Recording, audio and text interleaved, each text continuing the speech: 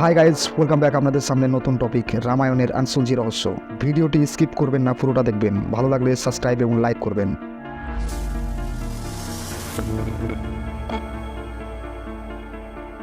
রামায়ণ একটি প্রাচীন সংস্কৃত মহাকাব্য। আদিকবি ঋষি বাল্মীকি রামায়ণের রচয়িতা। এই গ্রন্থটি বৈদিক শাস্ত্রের স্মৃতিবর্গের অন্তর্গত। রামায়ণ ও মহাভারত ভারতের দুটি প্রধান মহাকাব্য। এই মহাকাব্যের বিভিন্ন সম্পর্কে পারস্পরিক কর্তব্য বর্ণনা পাশাপাশি আদর্শ স্বামী, আদর্শ ভ্রাতা, আদর্শ স্ত্রী ও আদর্শ রাজার চরিত্র চিত্রণের মাধ্যমে মানব সমাজের আদর্শ ব্যাখ্যা করা হয়েছে। রামায়ণ নামটি রাম ও অয়ন দুটি শব্দ নিয়ে গঠিত। এটি তৎপুরুষ সমাসবদ্ধ পদ, যার আক্ষরিক অর্থ শ্রীরামের যাত্রা। রামায়ণ 6টি কাণ্ড ও 500টি স্বর্গে বিভক্ত, 24,000 শ্লোকের সমষ্টি। এই কাব্যে মূল উপজীব্য হল বিষ্ণুর অবতার রামের জীবন কাহিনী। বিষয়গতভাবে রামায়ণ উপাখ্যানে বর্ণিত হয়েছে মানব অস্তিত্বের নানান দিক এবং প্রাচীন ভারতের ধর্মচেতনা। রামায়ণের শ্লোকগুলি 32টি অক্ষরযুক্ত ছন্দে রচিত। পরবর্তীকালে সংস্কৃত কাব্য এবং ভারতীয় জীবন ও সংস্কৃতিতে এই কাব্যের প্রভাব অপরিসীম। মহাভারত মহাকাব্যের মতোই রামায়ণও একটি কাহিনী মাত্র নয়, ভারতীয় ঋষিদের দার্শনিক শিক্ষা ও ভক্তি উপাদানসহ আখ্যানমূলক উপমার মাধ্যমে উপস্থিতি হয়েছে। এই মহাকাব্যে ভারতের সংস্কৃত চেতনার মৌলিক উপাদানগুলির প্রতিফলিত হয়েছে রাম, সীতা, লক্ষ্মণ, ভরত, হনুমান ও রাবণ চরিত্রগুলির মধ্যে। হিন্দু ধর্মের বাইরে ও বহির্ভারতেও রামায়ণের কয়েকটি সংস্করণ প্রচলিত রয়েছে। এগুলির মধ্যে উল্লেখযোগ্য বৌদ্ধ রামায়ণ, দশরথ জাতক ও জৈন রামায়ণ এবং রামায়ণের থাই, লাও, ব্রহ্মদেশীয় ও মালয় সংস্করণ। লোকবিশ্বাস অনুযায়ী ভারতের আদিকবি বাল্মীকি রামায়ণ রচনা করেছেন। ভারতীয় সংস্করণে এর ব্যাপারে কোনো দ্বিমত নেই যে রামের সমসাময়িক তথা এই মহাকাব্যের অন্যতম চরিত্র ঋষি বাল্মীকি স্বয়ং এই মহাকাব্য রচনা করেছিলেন। সংস্কৃত ভাষায় রচিত রামায়ণের মূল পাঠ্যটি বাল্মীকি রামায়ণ নামে পরিচিত। এই গ্রন্থের রচনাকাল আনুমানিক খ্রিস্টপূর্ব 4র্থ শতাব্দীর। হিন্দু ধর্মীয় বিশ্বাস অনুযায়ী রামায়ণ উপেক্ষার পটভূমি ত্রেতাযুগ নামে পরিচিত পৌরাণিক সময়কাল। বর্তমান সুলভ বাল্মীকি রামায়ণের সংস্করণটি মোটামুটি 50,000 পঙ্ক্তি সংবলিত। কয়েক হাজার আংশিক ও সম্পূর্ণ পুঁথিতে এই পাঠ্যটি বর্তমান সংরক্ষিত। এই পুঁথিগুলির মধ্যে সর্বপ্রাচীন পুঁথি খ্রিস্টীয় একাদশ শতাব্দীর লিখিত হয়।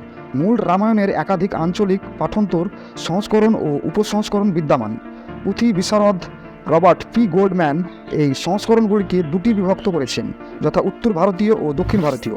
এই সংস্করণগুলির মধ্যে বিশেষভাবে উল্লেখযোগ্য তামিল ভাষায় কম্বন কর্তৃক রচিত রামায়ণ রম, অসীমভাবে ভাষায় মাধব এবং কন্দলীকৃত বচিত সমস্ত কাণ্ড রামায়ণ, বাংলা ভাষায় কৃত্তিবাস ওঝা কর্তৃক রচিত শ্রীরাম পাঁচালী বা কৃত্তিবাস রামায়ণ এবং হিন্দি ভাষায় অবধি উপভাষায় তুলসীদাস গোস্বামী কর্তৃক রচিত রামায়ণচরিত মানস। রামায়ণ বিশেষজ্ঞ তথা ইংরেজিতে রামায়ণের পঙ্ক্তিবাদক রমেশচন্দ্র দত্ত লিখেছেন, মহাভারতের ন্যায্য রামায়ণ ও বহু শতাব্দীর ফসল। কিন্তু নিঃসন্দেহে বলা যায় এই মহাকাব্যের মূল আখ্যান ভাগটি একক ব্যক্তির মস্তিষ্ক প্রস্তুত। অবশ্য বাল্মীকি রামায়ণের প্রথম ও শেষ কাণ্ড দুটি মূল রচয়িতা কর্তৃক রচিত কিনা সে বিষয়ে বিশেষজ্ঞদের মতে মতবিরোধ রয়েছে।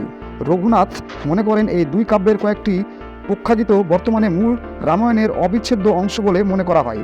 গ্রন্থের অন্যান্য অংশের চেয়ে এই অংশগুলি শৈলগত পার্থক্য এবং আখ্যানগত স্ববিরোধ পরিলক্ষিত হয়ে থাকে। রামায়ণের রচনাকাল আনুমানিক খ্রিস্টপূর্ব 4র্থ শতাব্দী।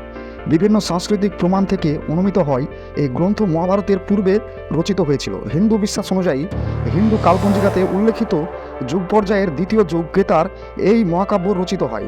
কথিত আছে ক্রেতা যুগের বংশীয় রাজা দশরথের পুত্র রামের জন্ম হয়। তবে ঐতিহাসিক দৃষ্টিকোণ থেকেও রামায়ণকে প্রাচীনতর গ্রন্থ মনে করা হয়। রামায়ণে উল্লেখিত কয়েকটি চরিত্র রাম বৈদিক সাহিত্যের উল্লেখযোগ্য অংশ ব্রাহ্মণের পাওয়া যায়। এই গ্রন্থটি বাল্মীকি রামায়ণ অপেক্ষাও প্রাচীন। তবে প্রাপ্ত বৈদিক কাব্য সাহিত্য কোথাও বাল্মীকি রামায়ণের অনুরূপ কোনো উপাখ্যানের সন্ধান পাওয়া যায় না। আধুনিক গবেষকদের মতে রামায়ণের অন্যতম প্রধান চরিত্র হচ্ছে ব্রহ্মা ও বিষ্ণু। বৈদিক দেবতা ছিল না।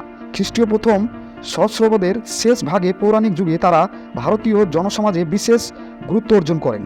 মহাভারত গ্রন্থে রামোপাখ্যান নামে রামায়ণের একটি সারাংশ সংযোজিত হয়েছে। যুধিষ্ঠির নিকট কথিত এই উপাখ্যানে রামের চরিত্র কোনো দেবত্ব আরোপ করা হয়নি। গবেষকরা মনে করেন রামায়ণের প্রথম পর্ব আদিকাণ্ড এবং শেষ পর্ব উত্তরকাণ্ড পরবর্তীকালের সংযোজিত হয়। দ্বিতীয় থেকে ষষ্ঠ কাণ্ড পর্যন্ত মহাকাব্যটির প্রাচীন অংশ।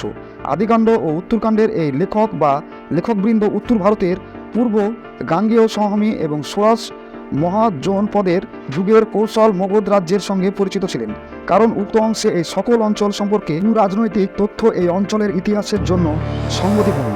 যদিও অরণ্যকাণ্ড থেকে রাক্ষসবধকারী নায়ক ও নানা প্রকার পৌরাণিক জীবজন্তুর উপস্থিতিতে সহসা এই উপাখ্যান কল্পকাহিনীমূলক হয়ে পড়েছে। মধ্য ও দক্ষিণ ভারতের ভৌগোলিক তথ্য এখানে অত্যন্ত অস্পষ্ট। লঙ্কাদ্বীপে ভৌগোলিক অবস্থানটিও স্পষ্ট করে বলা হয়নি। এই সকল তথ্যের উপর ভিত্তি করেই ঐতিহাসিক এইচ.ডি. সংকলিয়া খ্রিস্টপূর্ব 4th শতাব্দীতে এই মহাকাব্যের রচনাকাল বলে উল্লেখ করেন। এ.এল. ব্যাসাম অবশ্য এই মতে প্রকাশ করেন যে রাম সম্ভবত ছিলেন খ্রিস্টপূর্ব 8ম অথবা 7ম শতাব্দীর একটি ক্ষুদ্র রাম উপাখ্যানের নায়ক। বিষ্ণু 7ম অবতারের রাম ছিলেন রাজা দশরথ ও তার জ্যেষ্ঠা মহিষী কৌশলার জ্যেষ্ঠ এবং প্রিয়তম পুত্র। রামায়ণে রামকে মর্যাদা পুরুষোত্তম অর্থাৎ সর্বগুণের আধার বলে অবহিত করা হয়েছে। দ্বিতীয়ত স্ত্রী কৈকেয়ী চক্রান্তে দশরথ রামকে 14 বছরের জন্য বনবাসে যাওয়ার নির্দেশ দিতে বাধ্য হন।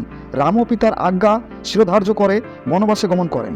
সীতারামের প্রিয়তমা পত্নী এবং রাজা জনকের পালিতা কন্যা সীতার ওপর নাম জানকী। তিনি বিষ্ণুপত্নী দেবীর লক্ষ্মীর অবতার। রামায়ণকে তাকে নারী জাতির আদর্শ স্থানীয়রা বলে বর্ণনা করা হয়েছে। তিনি স্বামীর সঙ্গে বনবাসে গমন করেন। রাবণ তার অপহরণ করে লঙ্কায় বন্দী করে রাখেন। রাম রাবণকে পরাজিত করে তাকে উদ্ধার করেন। পরবর্তীকালে তিনি রামের 2 যমজ পুত্র লব ও কুশের জন্ম দেন। হনুমান তিনি শিবের অবতার এবং রামের আদর্শ ভক্ত। তার পিতা বানররাজ কেশরী ও মাতা অঞ্জনা। সীতার অবস্থান নির্ণয় ও উদ্ধার তথা লঙ্কার যুদ্ধে তিনি অত্যন্ত গুরুত্বপূর্ণ ভূমিকা গ্রহণ করেন। লক্ষণ রামের ভ্রাতা সুমিত্রার পুত্র। তিনি স্বেচ্ছায় রাম ও সীতার সঙ্গে বনবাসে গমন করেন, সেখানে তাদের রক্ষা করে চলেছেন। লক্ষণ ছিলেন বিষ্ণু সহচর শেষনাগের অবতার। মারিচের ছলনা রামের বিপদসংকার তিনি সীতাকে একাকী ফেলে যেতে বাধ্য হন। সেই সুযোগে রাবণ সীতাকে অপহরণ করেন। রাবণ লঙ্কার রাক্ষস রাজা। 10,000 বছর কঠোর তপস্যা করে তিনি সৃষ্টিকর্তা ব্রহ্মার কাছে থেকে এই বর লাভ করেন যে কোনো দেব, বানর বা ভৌতিক জীব তাকে বধ করতে পারবে না। তিনি ছিলেন এক শক্তিশালী রাক্ষস রাজা। ঋষিদের ওপর অত্যাচার চালিয়ে তিনি বিশেষ আমোদ অনুভব করতেন। ব্রহ্মার বরদানকে এড়িয়ে তাকে হত্যা করার জন্য বিষ্ণুকে মানব রূপে জন্মগ্রহণ করতে হয়। এই ছিল আজকের মেন টপিক। জয় হিন্দ।